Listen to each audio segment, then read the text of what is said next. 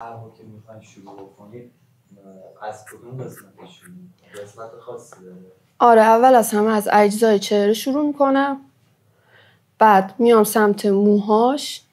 بعد از اینکه اجزای چهره و موش که قسمت تیره کار هست اینا رو که انجام دادم، اون وقت میام روی صورت کار میکنم. چون ببین اگه من بیام اجزای چهره رو کار بکنم بعد صورت رو بیام کار بکنم، بعد که بیام موها رو بذارم تیره میشه، بعد یا ممکنه صورت سایه‌های بیشتری بخواد. همون اول کار رو یه مرتبه انجام میدم، یعنی دوباره کاری نمی‌کنم دیگه. لایه کار می‌کنی از تیره به روشن؟ از قسمت‌های تیره یه سری سایه‌ها هستن قشنگ پازلی ان. مثلا ببین الان این قسمت تیره است، بعد مثلا این قسمت دیگه باز روشن میشه. من از این قسمتی که تیره است شروع می‌کنم به سایه زدن. بعد از اینجا با قلم‌های نرمم شروع می‌کنم به دور اطرافش سایه زدن تا قشنگ حجم بگیره پشت پلک. چجوری تناسب اجزای صورت رو نسبت به عکس حفظ می‌کنی؟ این چون یه کار تکنیکیه اصلا طراحی لازم نداره. مثلا یکی میاد میگه من میخوام طراحی سیاه قلم یاد بگیرم، اصلا این اشتباهه. طراحی بحثش جداست، سیاه قلم هم بحثش جداست. این چون که فقط تکنیکه، ما میایم طرح رو کپی میکنیم، بعد روی تکنیکمون فقط تمرکز میکنیم. باز طراحی یا تناسباتش یه چیز جداییه که روی یه دفترهای اسکچ بوک معمولا کار میکنیم برای اسکچ و طراحی. توی تکنیک مداد رنگی، رنگ روغن معمولا اینجوری کار میکنن، طرح رو اول کپی میکنن یا روی یه برگه جدا میان اول طراحی میکنن، بعد طرح رو میندازن روی مقوا. الان یه نفر بخواد سیاه قلمو شروع بکنه، به نظر اولین چیزی که باید تمرین کنه چیه؟ اول از همه باید سایه‌های کنتراست رو تمرین بکنه. یه جدولی داریم اسمش جدول کنتراسته، میاد از تیره تا روشن‌ترین سایه میزنه با یه مداد معمولی. اونقدر اون کنتراست ادامه میده تا برسیم به سفیدی. اول از همه کنتراست رو یاد میگیره، بعد حجم دادن کره رو یاد میگیره، بعد که خوب حجم دادن اشیا رو یاد گرفت، اون موقع میتونه از پس سایه‌های چهره‌ام بر بیاد. سخت‌ترین قسمت این کار چیه؟ سخت‌ترین قسمت، من خودم چون سایه‌های نرم خیلی دوست دارم، برای من نرم در آوردن سایه هاست. هر چی بیشتر کار میکنی دیگه اصلا نمیتونی اونقدر بگی که سخت‌ترین قسمتش کجاست، چون دیگه همه چیزش برات راحت میشه. ولی خب مثلا برای کسی که زیاد با لباس کشیدن و اینا اوکی نیست، ممکنه لباس قسمت سختش باشه، مخصوصا اینکه لباسش کاملا سفیده و ما باید با سایه‌های خیلی روشن کار بکنیم. این سفیدیه، این روشنایی حفظ بشه و برای همینم هستش که آخرین قسمت که قرار کار بکنم لباسششون روشن ترین قسمتشه و من وقتی میخوام کار بکنم باید حواسم باشه که اون تضاد بین این قسمتی که تیره است با لباس سفیدش حفظ بشه. بزرگترین چالش این کار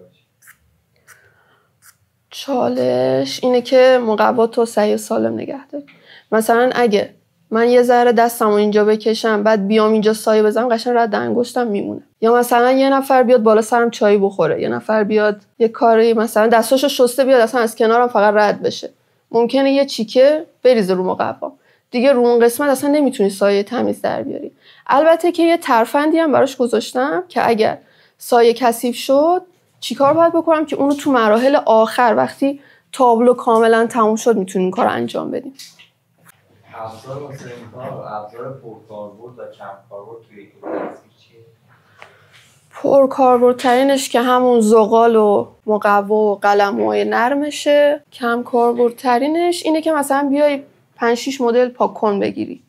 مثلا توی این کار زیاد پاک‌کن خمیری به درد نمیخوره، ولی ما مثلا میگیریم که داشته باشیم تو ابزارمون. اگه یک وقتی نیاز شد خواستیم این زمینه رو سفید نگه داریم، دیگه نه این ریز ریز با یه پاک‌کن کوچولو شروع نکنیم پاک کردن، همونو با این پاک‌کن خمیری شروع میکنیم سفید کردن. اما زیاد کاربردی نیست، اگه نباشه میتونیم یه کار دیگه هم انجام بدیم، یه چیز دیگه میتونیم جایگزینش کنیم، یا اصلا میتونیم یه ذره سایه بزنیم اینجا، یک کوچولو فقط از حالت سفیدی در بیاد. ولی اگه نباشه لنگ نمیمونیم. بک‌گراند برای این اجرا در نظر بگیرید تاثیر داره تو شدن این کار؟ من فکر میکنم معمولا وقتی بک‌گراند نمیذاریم خوشگل‌تر میشه کار سیاه قلم. یعنی من میام این کارو تموم میکنم بعد میگم خب الان دیگه وقتشه که بیام یه بک‌گراندی براش بذاریم. بک‌گراند رو میذارم، میبینم بعد از این که سایه زدم زمینه رو دیگه دوستش ندارم. قبل‌تر مثلا بیشتر دوستش داشتم تا اینکه الان براش یه زمینه گذاشتم. اینم الان احتمالاً همین جوری باشه، احتمالاً اصلا هیچ زمینه‌ای براش نذارم. این کار از قلم‌های زب کار کردی یا نه؟ نه من اصلا چون که دستم آسیب دیده نمیتونم قلم‌های زب کار کنم، چون معمولا قلم‌های زب وقتی میخوای باش کار بکنی باید دورانی محکم روی مقوا فشار بیاری و این قسمت دست کاملا اصلا نابود میشه. قلم‌های نرم اگر که بیاریمشون قشنگ میتونیم این سایه‌های نرم رو باشون بذاریم، ولی دیگه ممکنه توی قلم‌های زب اونقدر نتونی نرم کار بکنی. و یه چیز دیگه هم هستش، این که من وقتی مثلا تازه کارامو شروع کردم از قلم‌های زبر شروع کردم، کارام قشنگ شبیه همه میشد، یعنی شبیه بقیه بود، یه چیز خاصی نداشت. بعد که قلمامو نرم کردم هر کی با قلم‌های نرم یه جوری میتونه کار بکنه، یعنی چند مدل میتونی باشون کار بکنی. برای همین دیگه اونقدر کارم شبیه بقیه نشده بود دیگه. این خیلی برام مهمه که شبیه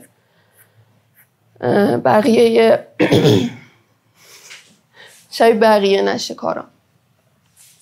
یعنی همیشه دلم میخواد یه کاری انجام بدم، یا بعضی وقتا توی کارام اگه تو پیجم اومده باشین یه چیز کوچولی بهش اضافه میکنم همیشه، یا اصلا این سر رو میذارم روی بدن دیگه کلا برای اینکه تغییر بکنه.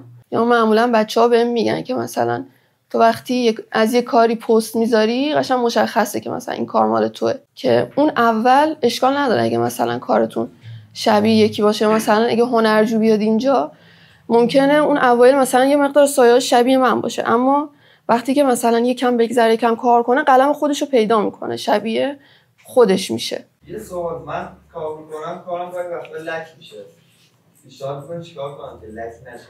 اول اینکه برای زغالتون یه ظرف داشته باشین، در زغالتون هم ببندین هر بار که استفادهتون تموم میشه. بعد چون اون هوا میخوره، رطوبت بهش میخوره و شما میای روی کار، اون رطوبت باعث میشه کارتون کثیف بشه. دوم اینکه یه کاغذ باطله و داشته باشین زیر دستتون که قلموتون رو میارین روی مقوا، یه حجم تیرگی خیلی زیادی وارد تابلوتون نشه. روی اون کاغذ باطله شما قلموتون رو میچرخونید، قشنگ یه تست ازش میگیرین، یعنی بیاین قلموتون رو زغاله میکنین، بعد میکشید روی کاغذ، قشنگ خوب تمیزش میکنید، بعد میای سراغ پوست. مخصوصا روی پوست خیلی حساسه، شما حتما باید قلموتون رو حسابی تمیز بکنید، بعد بیای سایه‌های پوست رو بزنید.